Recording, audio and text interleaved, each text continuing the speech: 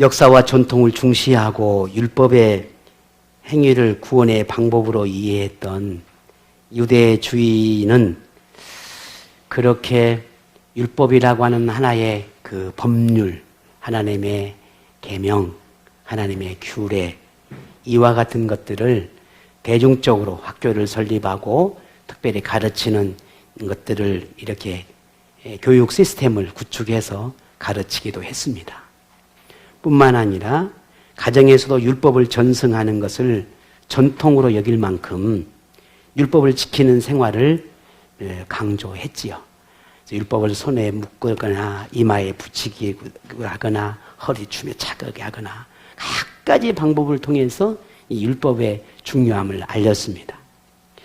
이런 율법주의는 그런데 이런 율법의 해석과 율법의 행위에 대한 다양한 방법들이 등장하면서 저마다의 율법의 핵심들을 강조하고 또 율법의 지킴의 행위의 방법들을 다양하게 강조하면서 나타났던 대표적인 당파가 지난 시간에 말씀드렸던 바리새파와 사두개파라고 하는 이런 파벌이 생기게 되었습니다. 이들을 비롯해서 당시 유대교 지도자라 불리는 대제사장이나 서기관들도 당대 최고의 지도자로 권위를 가졌지만 정작 이들의 삶은 율법의 정신과는 달랐습니다. 많은 걸 알고 있고 수많은 율법들을 애우고 있고 또 율법대로 산다고 하지만 그러나 근본 하나님이 주신 율법의 정신과는 달랐다라는 거예요. 그들의 모습이 존경받을 만한 모습 역시 부족했습니다. 그래서 예수님도 이들의 율법과 삶의 그런 이중적인 모습들을 책망하는 이야기가 성경의 곳곳에서 기록하고 있는 것을 보게 됩니다. 이들은 당대 최고의 율법의 전문적인 연구와 해박한 율법 지식과 율법 행위마저 완벽함을 추구했던 사람들이었습니다. 그런데도 율법 속에 담긴 메시아, 그리스도가 누구인지를 찾아내지 못했습니다. 이들이 보는 율법은 하나님의 뜻과 계획에 관한 것보다는 자기 민족성, 유대의 순수한 혈통이 누구인지를 찾아내는 데만 급급했습니다. 우리가 누구의 후손이고 누구의 민족인지만을 아는 것에만 혈안이 되어 있다는 거예요. 그렇게 자신들이 그렇게 함을 통해서 약속의 민족이다, 하나님의 구원받은 민족이다 라고 하는 걸 자랑하는 데만 그 율법을 사용했다는 겁니다. 그러니 하나님의 율법이 하나님의 정신이 담겨있는 율법이 아니라 그저 역사서, 자신의 민족의 역사를 담고 있는 역사서에 지나지 않았어요. 이들이 말하는 유대인의 순수 혈통이라고 하는 것은 아브라함의 후손, 다윗의 후손이어야 했습니다. 물론 이것은 구약의 유대 민족의 기원을 두고 있기 때문에 그 말은 옳습니다. 유대인의 순수 혈통만 하나님의 구원이 약속된 민족이다 라고 믿었다는 것은 잘못된 것이었어요. 하나님의 나라를 얻는 특권이 약속된 후손이다 라고 믿는 것이 잘못되었어요. 물론 구약의 성경에는 그 유대의 후손에게, 이스라엘 후손에게 그와 같은 약속을 한 것은 사실입니다. 그러나 그들에게만 한정되어 있지는 않았다는 거예요. 하지만 이들은 자기 민족만, 자기 후손만, 유대인의 후손만 하나님의 민족이고 하나님의 나라를 구원을 받을 수 있다, 그렇게 강조한 것은 잘못되었습니다. 그러다 보니까 그 외에 유대 민족, 유대인을 제외한 그 모든 나라, 어떤 나라에게도 어떤 민족에게도 배타적인 그런 태도를 보일 수밖에 없었던 겁니다. 유대인이 이토록 혈통과 전통을 중요하게 여긴 데는 무엇보다 유대인이 바라는 그 메시아, 성경에서 예언하고 있는 그 그리스도의 탄생이 다윗의 후손에서 날 것이다 라고 했던 그 예언이 있었습니다. 이를 묘사하는 구약 성경의 곳곳에 기록하고 있지요. 그 중에 한 예를 들면 에레미야 23장 5절 6절에 이렇게 기록해 있는 말씀이 있습니다. 제가 한번 봅니다. 여호와의 말씀이니라. 보라, 때가 이르리니 내가 다윗에게 한 의로운 가지를 일으킬 것이라. 그가 왕이 되어 지혜롭게 다스리며 세상에서 정의와 공의를 행할 것이며 그의 날에 유다는 구원을 받겠고 이스라엘은 평안히 살 것이며 그의 이름은 여호와 우리의 공의라 일컬음을 받으리라 라는 말씀이었습니다. 오늘 이 말씀 안에도 다윗의 후손 가운데 메시아가 탄생할 거라는 것을 예언해 놓았고, 그리고 그 이스라엘, 그 구원자 그리스도 메시아를 영접하는 그 민족, 유대 민족에게는 하나님이 구원을 받겠고 그들이 평안히 살 것이다 라고 하는 말씀을 분명하게 기록해 놨습니다. 이 말씀대로 그 당시의 유대인들은 다윗의 후손 가운데에 유대 민족 가운데에 그리스도가 날 것이다 라고 하는 것을 기다리고 바랐습니다.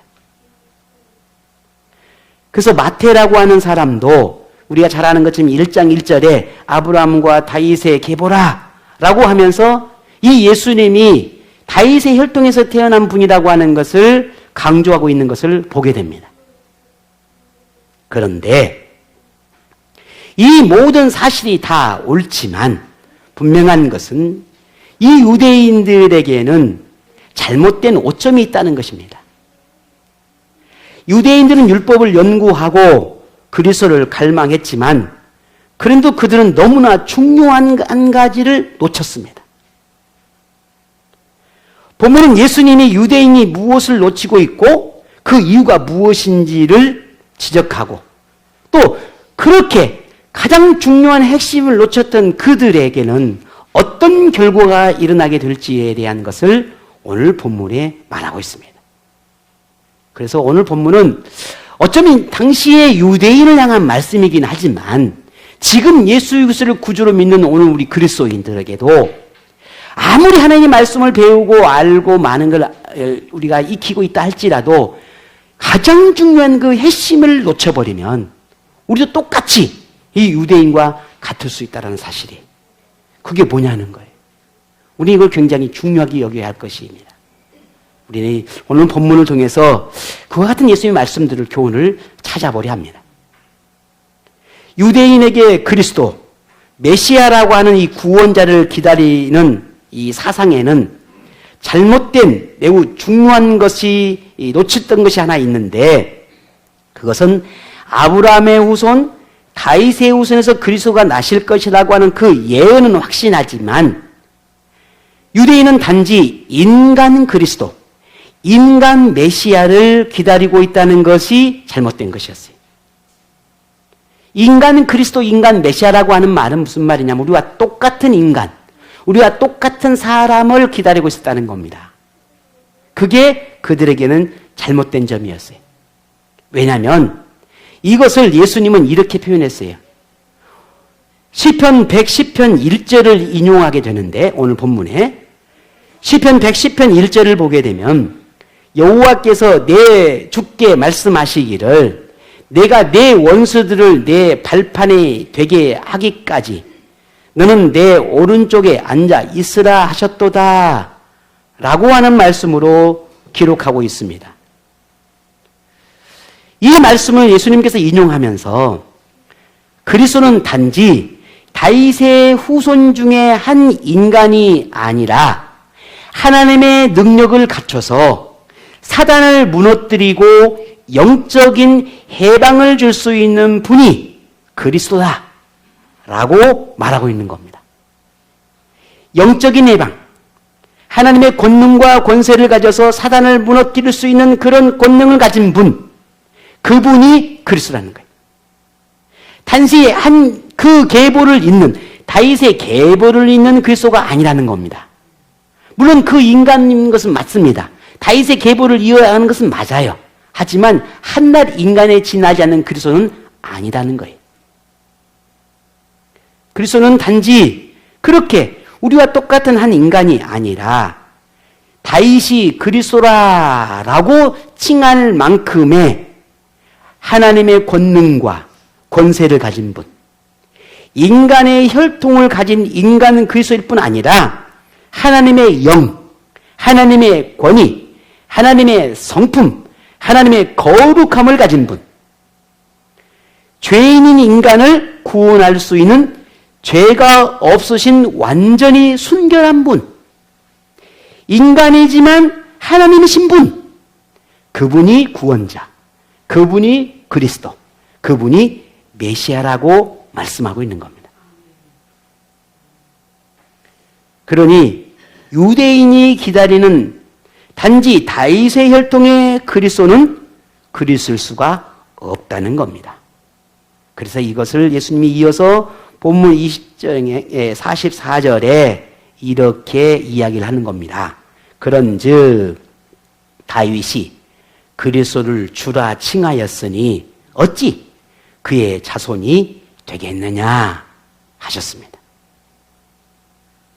다윗이 그리스도를 주라 할 만큼의 그런 그리스도인데, 그런 메시아인데 어찌 그저 단지 다윗의 자손 중에 그리스도인이 그리스도라 말할 수 있는 메시아가 있을 수 있겠느냐 하는 의미의 말씀입니다.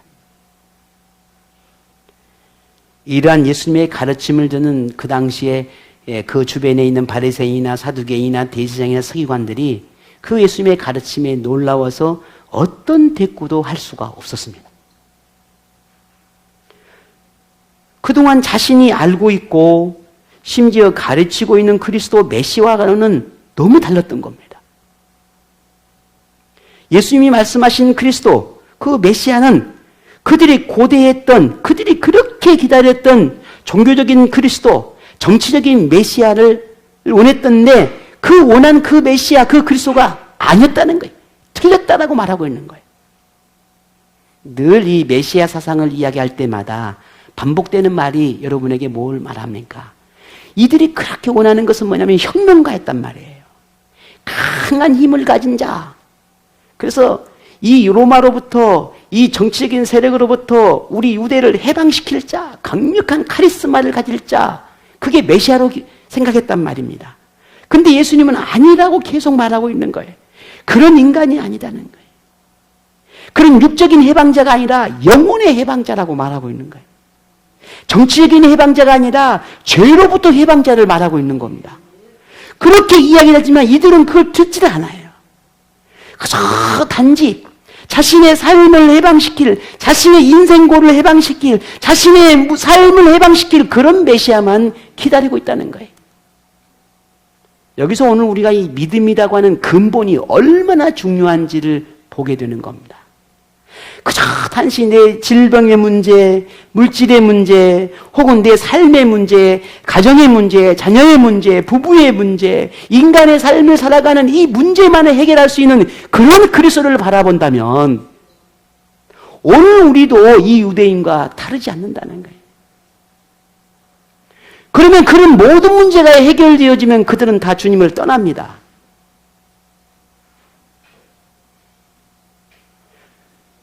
이 땅에 수많은 사람들이 출발은 정말 하나님을 향한 신실한 믿음으로 출발하는데 주님을 바라보는 시각이, 주님을 바라보는, 주님을 믿는다고 말하는 주님을 향한 그 믿음의 고백이, 출발이 내 인생의 문제의 해결점으로 시작하니까 내 인생의 문제가 해결되어지면 그 믿음이 사라져버리는 거예요. 그리고는 그것을 지키기 위해서 부단히도 예를 쓰는 거예요. 그걸 누가 주었는데? 하나님이 주셨잖아요. 근데 그 인생의 문제가 해결되니까 이제는 그걸 지키겠노라고 하나님을 떠나는 거예요. 그 출발이 다른 거예요. 당시 유대인도 다르지 않았어요. 로마로부터 해방시키기를 바랬던 메시아를 그렇게 고대하고 바라는 겁니다. 근데 아무리 이야기를 하고 아무리 해도 주님은 그게 주님이 그리스도가 아니라는 거예요. 너희를 죄로부터 해방할 자, 사단으로부터 해방할 자, 악한 무리로부터 해방할 자, 내 영혼을 해방할 자라고 말하고 있는 거예요. 그러니 너희들이 그렇게 말하는 메시아, 그리스도, 그건 틀렸다라는 거예요. 유대인들이 아브라함의 후손이니 다윗의 후손이니 하며 다른 민족을 적대시하고 배타적인 태도를 가지는 너희들은 잘못됐다는 거예요. 스스로 거룩하다고 말하고 거룩한 사람이라고 지켜 세우는 그 악함을 예수님이 꼬집고 있는 거예요. 그뿐만 아니라 하나님이 예언한 그리스도는 유대인의 그리스도가 아니라 모든 인류의 만민의 그리스도라는 것을 말씀하고 있습니다. 어느 개인이나 민족이나 나라가 소유하는 전유물과 같은 그런 그리스도가 아니라 이 땅이 사라지는 날까지 모든 사람, 모든 인류가 알아야 하고 믿어야 하고 신앙으로 고백해야 할 그런 구원자, 그가 바로 그리스도다 라고 말하고 있습니다. 오늘 저와 여러분이 내 안에 예수 그리스도의 은혜가 있고 내 안에 구원의 감격이 있고 내 안에 주님의 그 사랑이 있다면 우리는 입을 열어야 합니다. 나만의 주님이 아니라 입을 열어야 돼요. 그래서 주님을 누군가에게 말할 수 있어야 돼요. 그게 진정한 믿음이에요. 예수가 좋다는 걸 아는데 나는 예수가 좋다는 걸 믿는데 그럼 왜 말하지 않나요? 우리 모두의 입술의 고백은 그래요. 우리 주님이 나는 너무 사랑합니다. 주님이 저를 얼마나 사랑하는지 저는 알고 있습니다. 그런데 왜 말하지 못하나요? 주님이 내 인생의 문제를 해결했음을 저는 얼마나 내 인생에 그런 하나님의 역사하심을 저는 얼마나 많이 경험하고 보았는지 몰라요. 그런데 왜 그 주님을 말하지 못합니까? 오늘 우리는 이중적인 신앙의 삶을 살고 있는 거예요. 오늘 유대인과 다르지 않아요.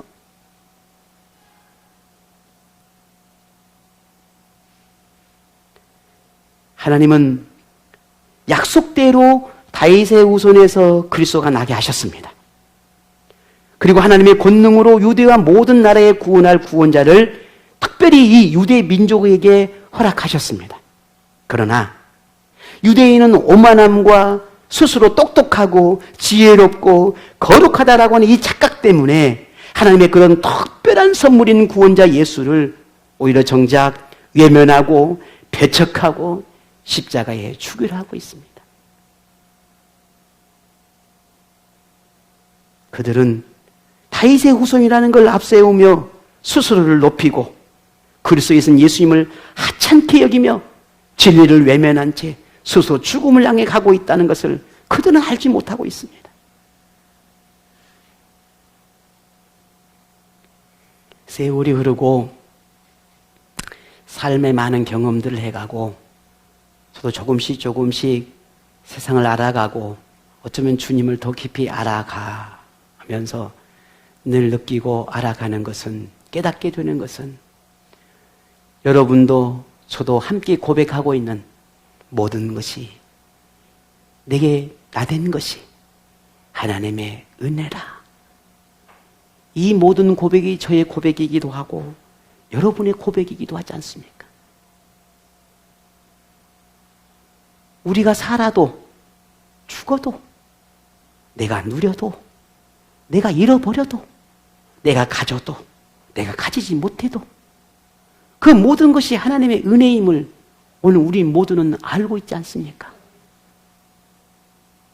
그런데 그 고귀한 주님의 그 은혜가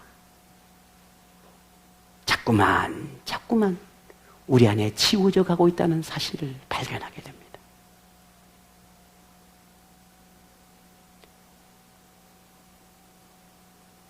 현재에도 어쩌면 이런 유대인과 같이 우리 안에 이렇게 복음이 외면되어지고 사라져가고 축소되어져 가고 있지는 않는가 하는 그런 마음의 안타까움들을 저 개인적으로 참 많이 하게 됩니다. 하나님의 복음이 임하고 구원자 예수님을 믿는 믿음의 복이 오늘 내게 얼마나 고귀한 것인지, 내가 예수 믿는 게 얼마나 귀한 복인지, 내가 복음을 받아들이고 그 복음 안에서 내가 살아가고 있는 지금의 나의 삶이 얼마나 큰 축복인지를 우리는 자꾸만 잊어버린 것 같아요. 그래서 자꾸만 복음을 가볍게 여기는, 그러면서 나는 그리스도인이다 말하고 있는 이들이 이 땅에 참 많습니다.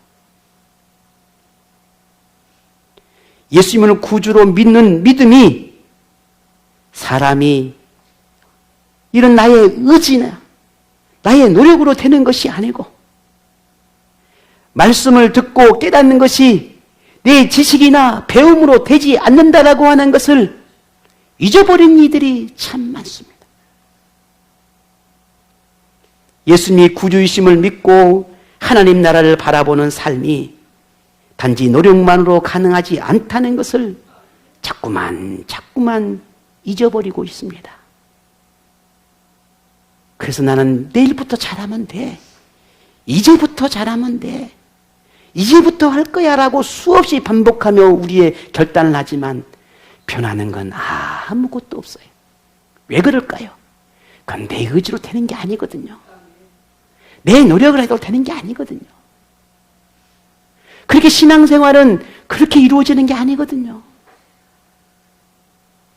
우리도 지난 삶을 살아오면서 나름 여러분이나 저나 많은 노력도 해봤고 열심도 내봤고 뭔가 부단히 뭔가를 붙들고자 해보기도 하셨을 겁니다.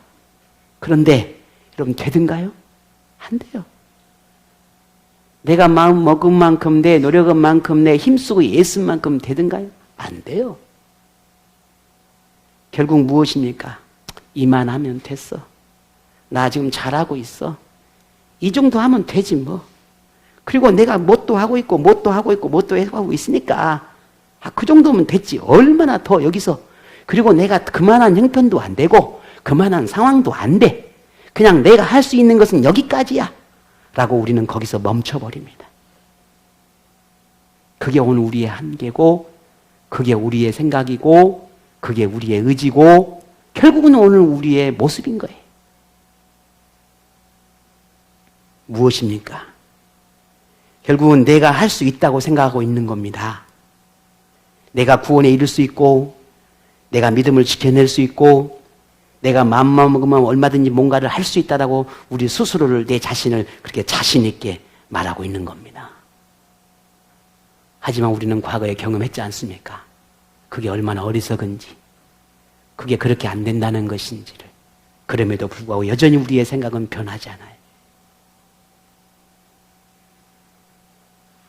하나님이 허락하지 않으면, 하나님의 영이 그 속에 있지 않고는 우리의 신앙의 삶을 단 하루도 살아낼 수가 없습니다. 단 하루도 우리는 승리할 수가 없습니다. 하나님이 나를 붙들지 않으면, 내가 하나님의 붙들림 바 되어 있지 않으면 우리는 단 한순간도 우리의 생각도, 우리의 마음도, 우리의 삶도 다 빼앗겨버리는 그런 삶이 우리에게 일어날 수밖에 없는 거예요.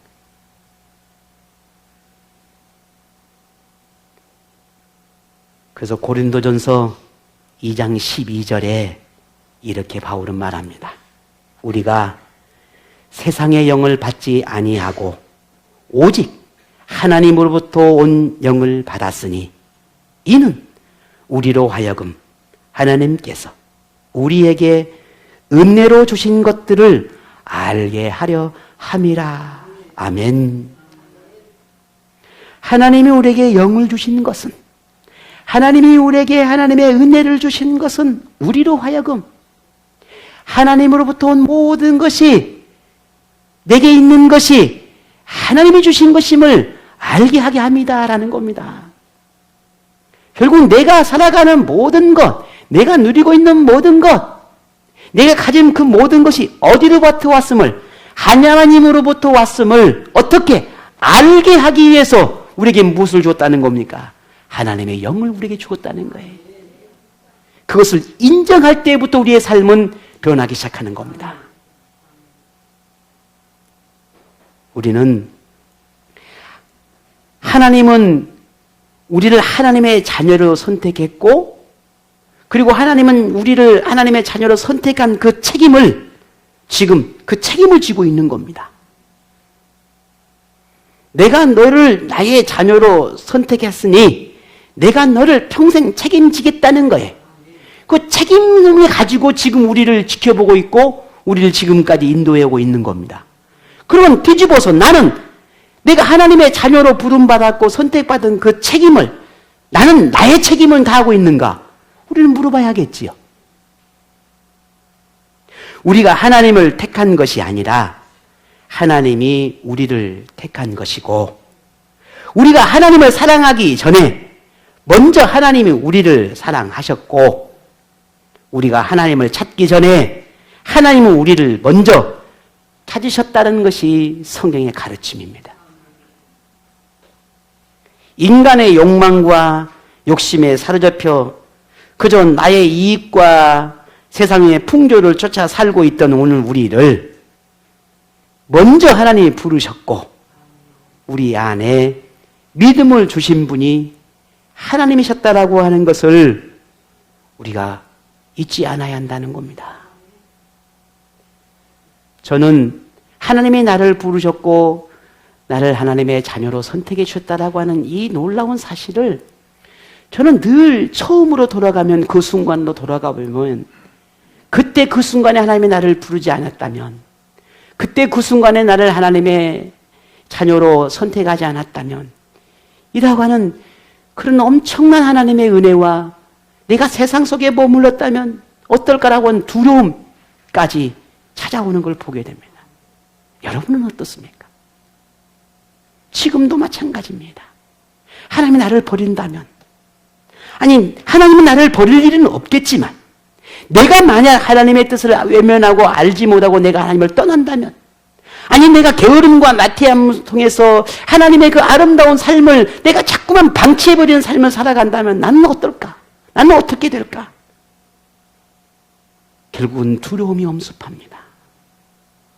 하나님의 심판이 두려움이 아닙니다. 내 자신을 향한 두려움입니다.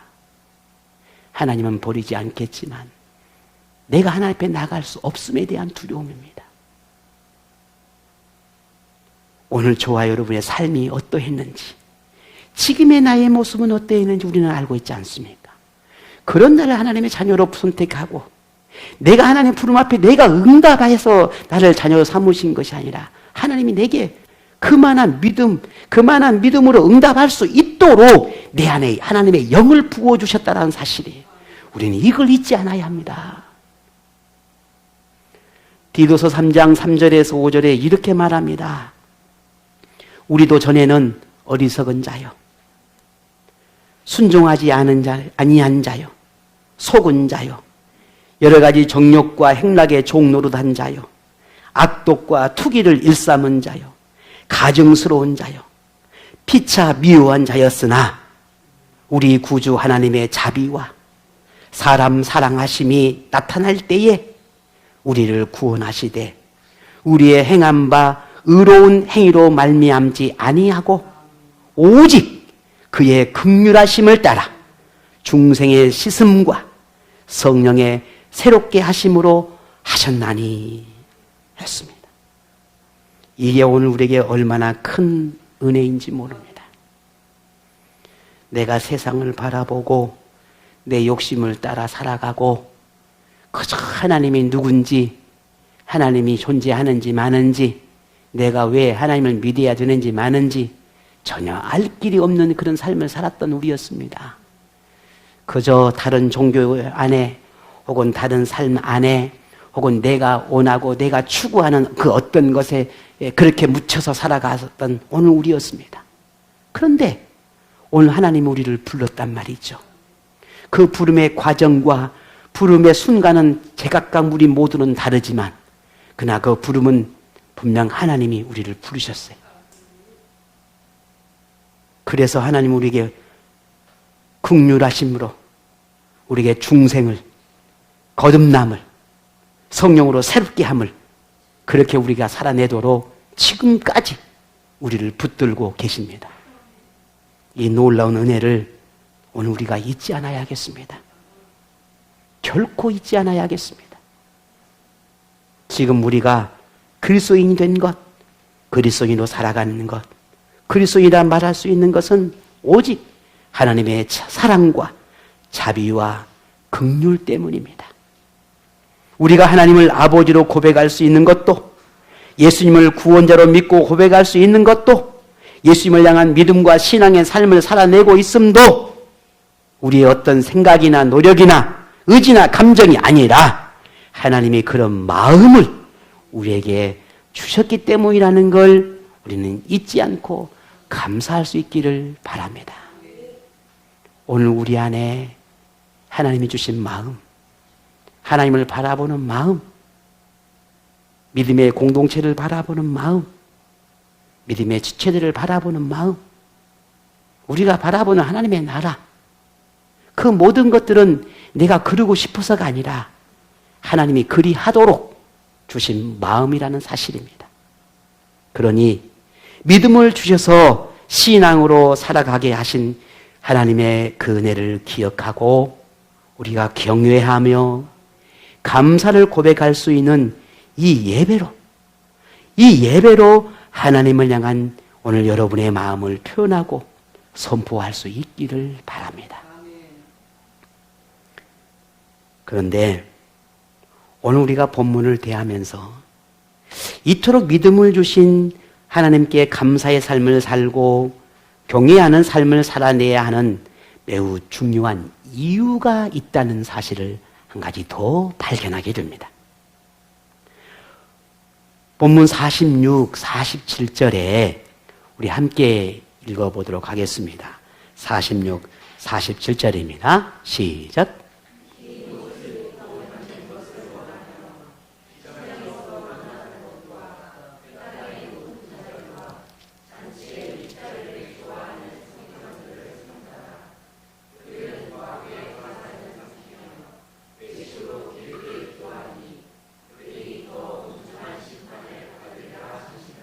아멘.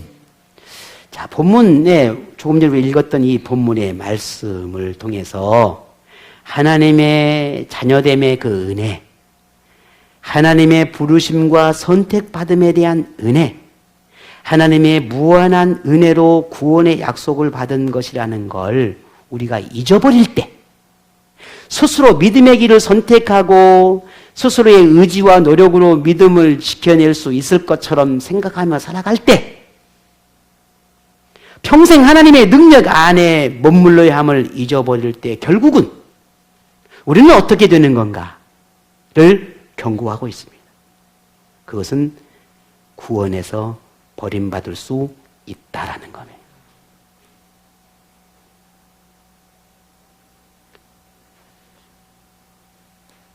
저는 또 여러분 아시는 것처럼 저 나름대로 의지가 강하고 마음 먹은 건 꼭 하고 싶어하는 그런 좀 강함이 제게 있다라고 늘 생각합니다.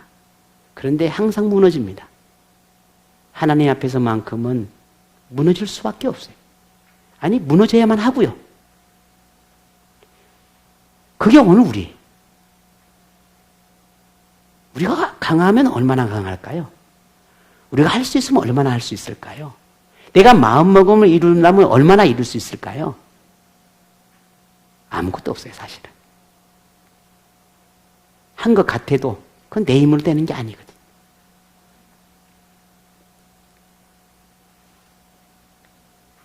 예수님은 하나님의 은혜를 잊어버렸을 때 어떤 삶을 살게 되는지를 당시 유대교 지도자들을 향해서 수없이 경고하고 지적했는데 오늘 본문 역시도 경고하고 있습니다. 스스로 유대 민족이라고 하는 잘못된 자긍심, 하나님의 구원이 변하지 않을 거라고 하는 자기 믿음, 겉모습만 거룩한 사람처럼 보이고자 할 뿐 진실한 믿음과 하나님의 백성으로서의 삶이 사라진 유대교 지도자들의 그 모습을 가리켜서 오늘 저와 여러분이 읽었던 그 본문의 말씀을 통해서 경고하고 있는 겁니다. 그리고 말미에 이렇게 말합니다. 더욱 엄중한 심판을 받으리라. 율법을 연구하고 율법적 행위의 완벽함을 찾고자 이들은 613가지의 율법 조항을 만들었습니다. 그래서 율법 13가지의 율법 조항을 세세하게 만들어서 해야 할 것과 하지 말아야 할 것을 나누었어요. 그렇게라도 율법을 지켜야 우리가 구원을 얻고, 그렇게 지켜 행해야만 우리가 거룩해질 수 있고, 그래야만 우리가 완벽할 수 있지 않겠느냐 하는 것이었어요.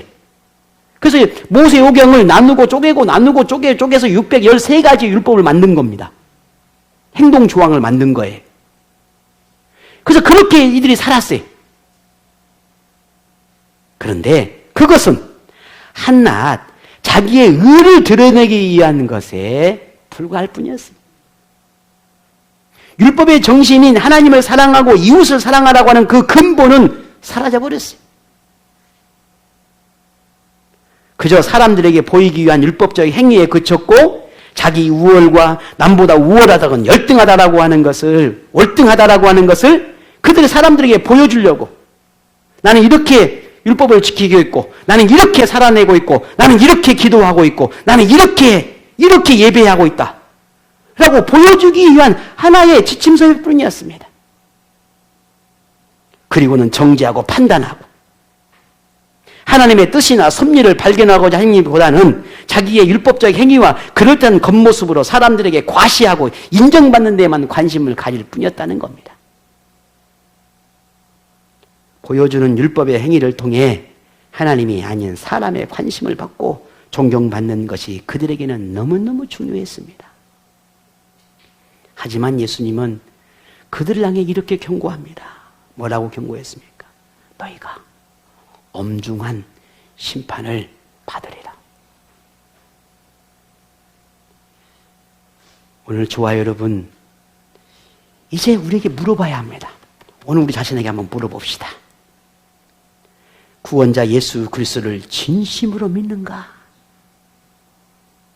너는 예수님을 진짜 구주임을 믿느냐? 복시가, 야, 너 정말 믿어? 물어봐야 돼. 그 믿음을 하나님이 주신 것이고, 하나님이 허락하지 않고는 자기의 노력이나 열심으로는 불가능하다는 것을 내가 인정하고 있는가 하는 거예요. 네, 물어봐야 합니다. 그렇다면 지금의 믿음이 하나님의 은혜라는 것을 얼마나 감사하고 또 그렇게 믿음의 삶을 살아내고 있는지 역시 우리 자신에게 물어봐야 합니다. 너가 지금 그렇게 믿음을 지켜내고 살고 있는 게 하나님의 은혜라는 걸 너는 인정하고, 너는 그렇게 감사하고 그렇게 믿음의 삶을 살고 있느냐? 야, 복식이 너 그렇게 하고 있어? 물어봐야 돼. 그리고 우리 자신들을 돌아봐야겠지요. 혹 하나님의 신실함만을 믿고 믿음의 삶에 대해서는 무관심한 태도는 없는지, 그런 무심한 모습은 내게 없는지, 그저 성경의 몇 가지 지식을 알고 배운 말씀을, 그런 경험들을 통해서 그렇게 경험을 앞세워서 말씀의 근본을 흐트러뜨리고 있는 그런 자아도취에 그렇게 젖어 있지는 않는지,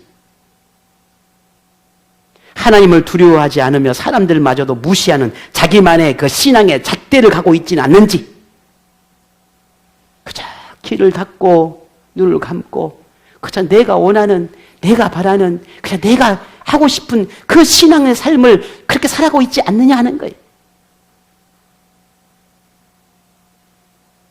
하나님보다 사람들에게 잘 보이고 인정받으려고 하는 그런 모습은 내게 없는가? 사람들에게 자기를 좋게 보이려고 포장하고 있는 그런 모습은 없는가?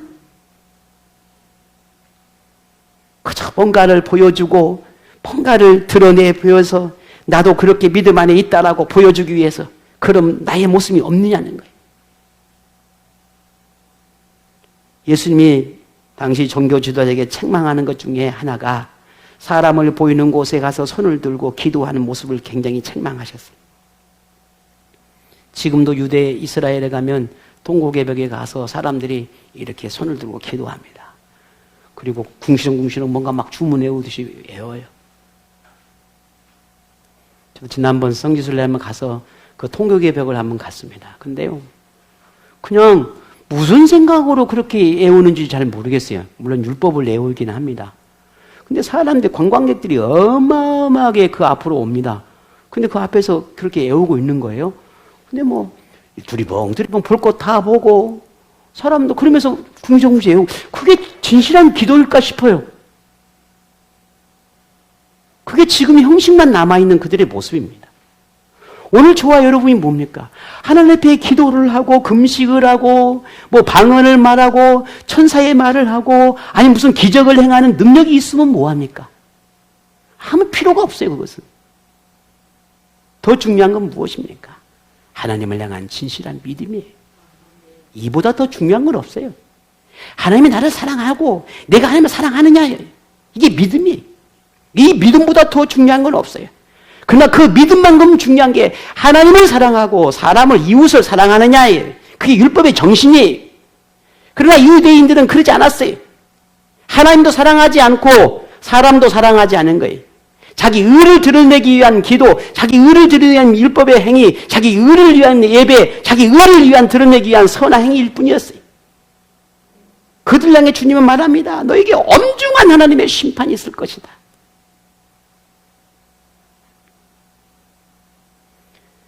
자기 신앙의 열심과 경건함을 보이려고 자기를 혹시 과장하거나 그럴듯한 말과 행동을 하고 있지는 않는지 우리 다시 한번 우리 자신을 돌이켜 보십시다. 만일 그렇다면 이제 우리에게 조금이라도 그런 거칠의 모습이 있다면 좀 걷어냅시다. 좀 걷어내야 합니다. 좀 걷어내고 좀 정직하게, 제가 믿음이 좀 부족하면 어떻습니까? 내 행위가 조금 부족하면 어떻습니까? 내게 부끄러움이 좀 있으면 어떻습니까? 아니 내가 조금 기도 좀 덜하면 좀 어때요? 내가 뭔가 부족한 모습들이 좀 드러나면 좀 어때요? 그것 때문에 하나님은 우리를 심판하지 않습니다. 우리 오만함과 자만함 때문에 하나님이 평가하시고 그걸 놓고 심판하시지, 우리 부족함 때문에 심판하지는 않아요. 성경 어디에도 하나님은 그렇지 않았어요.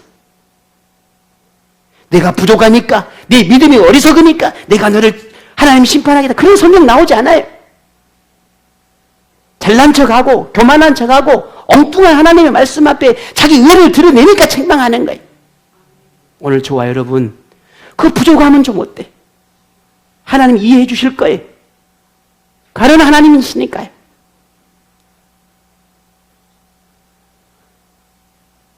하나님이 보호자요, 위로자요, 인도자요, 주인이심을 인정하고 찬양하며 경외하는 삶을 살았던 그 다윗처럼 말이죠.